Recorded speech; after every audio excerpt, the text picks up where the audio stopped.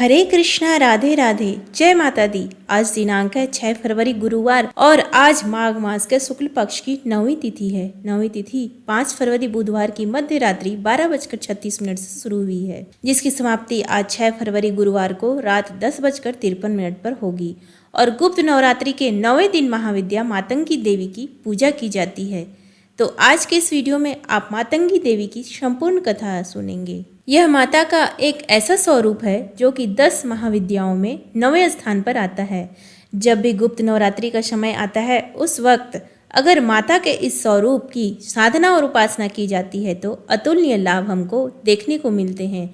इसके अलावा जो भी व्यक्ति इनकी साधना करता है उसका पारिवारिक जीवन सुखी रहता है। माता के 10 स्वरूप हैं जिनको माता सती के रूप में माना जाता है। इनके इस स्वरूप के माध्यम से हम विभिन्न प्रकार की तांत्रिक सिद्धियों के साथ ज्ञान और वैराग्य दोनों को एक साथ ही प्राप्त करते हैं।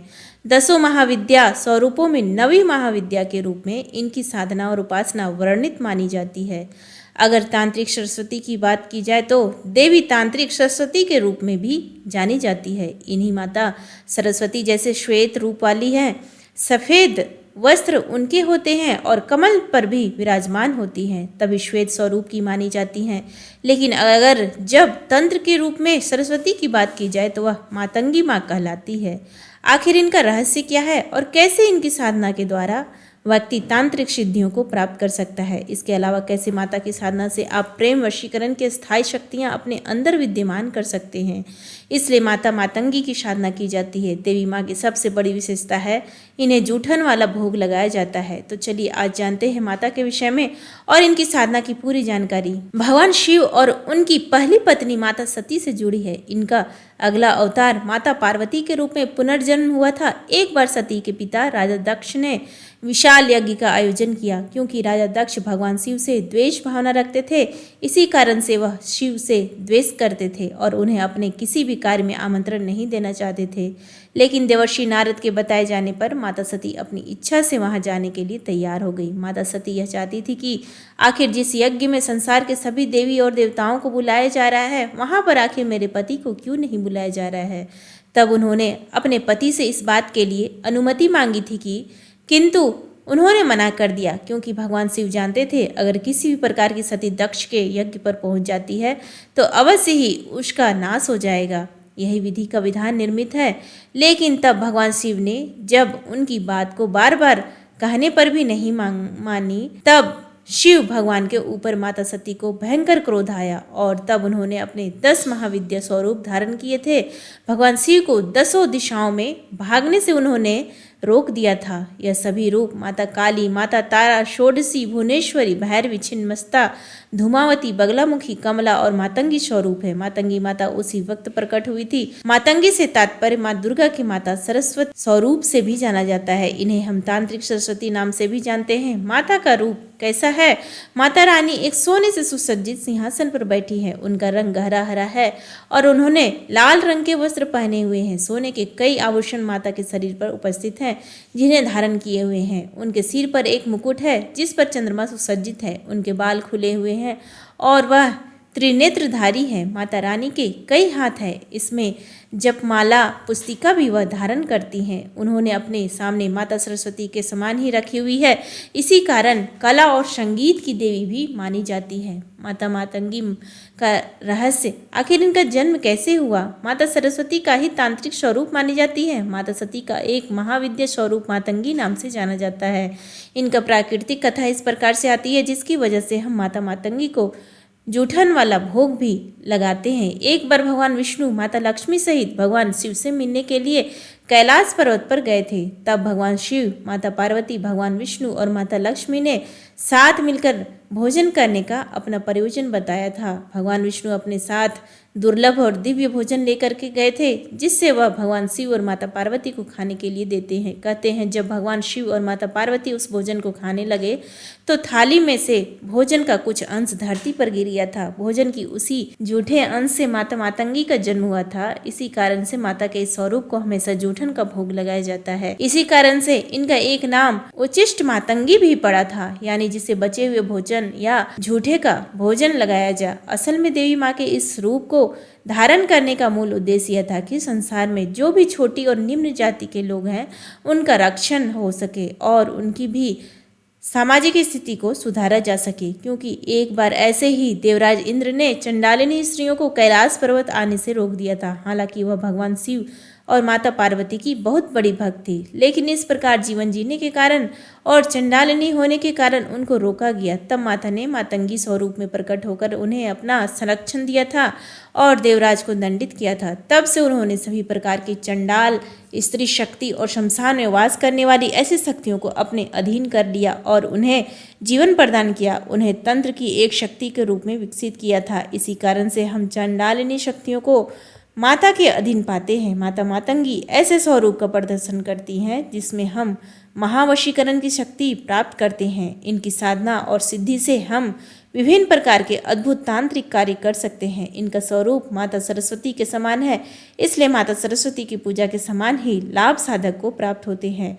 उस व्यक्ति की बुद्धि और विद्या का विकास हो जाता है, उसकी वाणी बहुत मधुर हो जाती है। माता मातंगी के आशीर्वाद से मनुष्य को कला, संगीत, नृत्य, गायन और ऐसी जितनी भी कलाएं हैं उनमें पारंगता हासिल हो जाती है और इसी तरह के कार्य क्षेत्र में अपना भाग्य बन सकता है। इसके अलावा मातंगी माता की पूजा करने से किसी भी प्रकार का जादू टोना, माया जल इत्यादि से छुटकारा पाया जा सकता है। आपके ऊपर अगर किसी ने टोटका या तंत्र का प्रयोग किया हो तो माता मातंगी उसे सदैव के लिए छुटकारा दिला देती है।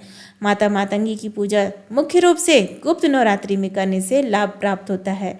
इनके स्वामी मातंग है और वह रुद्र का प्रतीक माने जाते हैं। इन्हें इसीलिए चंडालिनी कहा जाता है। गुप्त नवरात्रि में माँ दुर्गा के 9 रूपों के साथ साथ 10 महाविद्याओं की भी पूजा की जाती है। गुप्त नवरात्रि के 9वें दिन माता मातंगी की पूजा की जाती है। माँ मातंगी 10 महाविद्याओं में 9वीं महाविद्या है। मान्यताओं के अनुसार जो भी व्यक्ति गुप्त नवरात्रि के 9वें दिन माँ मातंगी की पूजा आराधना करते हैं उसे सर्व सिद्धियों की प्राप्ति होती है। माँ मातंगी अपने भक्तों के सभी कष्टों को दूर करके उन्हें सौभाग्य का आशीर्वाद देती है। माँ मातंगी को वाणी और संगीत की अधिष्ठात्री देवी माना जाता है। इसके अलावा इन्हें स्तंभन की भी देवी माना जाता है। शास्त्रों के अनुसार माँ मातंगी की पूजा करने से दाम्पत्य जीवन खुशहाल रहता है। जो मनुष्य श्रद्धा पूर्वक इनकी पूजा आराधना करते हैं उसे गृहस्थ जीवन के सभी सुख प्राप्त होते हैं। माँ मातंगी अपने भक्तों की सभी मनोकामना को पूरा करने का वरदान देती है। ओम क्रीम ह्रीं मातंगी क्रीम ह्रीं स्वाहा। सच्चे मन से इस मंत्र का जाप करने से सभी सुखों की प्राप्ति होती है। शास्त्रों के अनुसार मातंग भगवान शिव का ही एक नाम है। भगवान शिव की आदि शक्ति देवी मातंगी है। देवी मातंगी का रंग श्याम है। यह अपने मस्तक पर चंद्रमा को धारण करती है। माता मातंगी के में राक्षसों का वध करने के लिए तेजस्वी रूप धारण किया था। माँ मातंगी लाल रंग के वस्त्र धारण करती है। इनकी सवारी सिंह है और यह है अपने पैरों में लाल पादुका और गले में लाल माला धारण करती है। माँ मातंगी के हाथों में धनुष, बाण, शंख, पास, कटार, छत्र, त्रिशूल, अक्षमाला आदि विराजमान रहते हैं। ज्योतिष शास्त्र में बताया गया है कि जो भी व्यक्ति पलाश, मल्लिका के फूलों से, बेलपत्रों से माँ मातंगी की पूजा करता है उसके अंदर आकर्षण और स्तंभन शक्ति का विकास होता है। देवी मातंगी की साधना रात्रिकालीन है। इसे हमेशा रात्रि में आरंभ करना चाहिए। माँ मातंगी की पूजा करने से लिए सबसे पहले स्नान करने के पश्चात लाल रंग के वस्त्र धारण करें। अब अपने घर के किसी एकांत कक्ष या पूजा के कमरे में पश्चिम दिशा की ओर मुख करके बैठ जाएं। बैठने के लिए हमेशा लाल रंग के ऊनी आसन का प्रयोग करें। अब अपने सामने एक लकड़ी की चौकी रखें और उस पर गंगा जल छिड़क कर उसे शुद्ध कर ले। अब इस चौकी पर लाल रंग का वस्त्र बिछा दे। माँ मातंगी की साधना में मातंगी की तस्वीर, यंत्र और लाल मूंगा माला बहुत महत्वपूर्ण होती है। अगर आपके पास ये सभी चीज़ें उपलब्ध नहीं है तो किसी तांबे की प्लेट में स्वास्तिक का निर्माण करें और उसके ऊपर एक सुपारी स्थापित कर दें और इस सुपारी को ही यंत्र मानकर पूजा करें। अब माँ मातंगी की तस्वीर के सामने शुद्ध घी का दीपक जलाएं और माँ को लाल रंग के फूल अर्पित करें। अब देवी मातंगी के कवच का पाठ करें। देवी मातंगी की साधना करते समय साधक को पूरी श्रद्धा और आस्था के साथ सभी नियमों का पालन करना चाहिए। नियमित रूप से जाप करने से पहले ऊपर दी गई संक्षिप्त पूजन विधि अवश्य करना चाहिए। साधक को माँ मातंगी की साधना करने की जानकारी को हमेशा गोपनीय रखना चाहिए। 11 दिनों के बाद पूजा करने के पश्चात हवन करें। हवन में पलाश के पुष्प, शुद्ध घी व हवन सामग्री को मिलाकर रख ले। अब इन सभी चीज़ों से हवन कुंड में श्रद्धापूर्वक आहुति दे। हवन पूर्ण करने के बाद मातंगी यंत्र को अपने घर के मंदिर या तिजोरी में लाल वस्त्र से लपेटे 1 वर्ष के लिए रख दें। पूजा में बची हुई पूजा सामग्री को किसी बहती हुई नदी में प्रवाहित कर दें या किसी पीपल के पेड़ में नीचे दबा दें। इस प्रकार से गुप्त नवरात्रि में माँ मातंगी की साधना करने से माँ मातंगी प्रसन्न हो जाती हैं और साधक के ऊपर माँ मातंगी देवी की कृपा हमेशा बनी रहती है। देवी मातंगी की साधना करने से मनुष्य को जीवन में ज्ञान, धन, सम्मान, प्रतिष्ठा की प्राप्ति होती है। इनकी साधना पूर्वक पूजा करने से मनुष्य के जीवन से दरिद्रता दूर हो जाती है और कभी भी धन की कमी का सामना नहीं करना पड़ता है। मातंगी देवी की आराधना करने वाला वाक्पटु होता है। सत्य, मृदु और लोक हितकारी वाणी उनको पसंद है। अब शब्द पसंद नहीं, वाक्पटुता से कार्य लेने वालों के लिए मातंगी देवी की आराधना मंगलकारी है। देवी कहती भी है कि सत्य बोलो, पीरी बोलो, इसी में शक्ति है। इस प्रकार आज मैंने आपको देवी माता मातंगी के स्वरूप के विषय में बताया है। आप अगर इस साधना को करना चाहते हैं तो नवरात्रि, गुप्त नवरात्रि, शिवरात्रि, होली, दीपावली इत्यादि शुभ अवसरों पर शुरू कर सकते हैं। वीडियो को अंत तक देखने के लिए आप सभी का बहुत बहुत आभार। वीडियो पसंद आए तो इसे लाइक करें, शेयर करें और चैनल पर नए हैं तो सब्सक्राइब करें। कमेंट बॉक्स में जय मां मातंगी लिखना ना भूलें। धन्यवाद।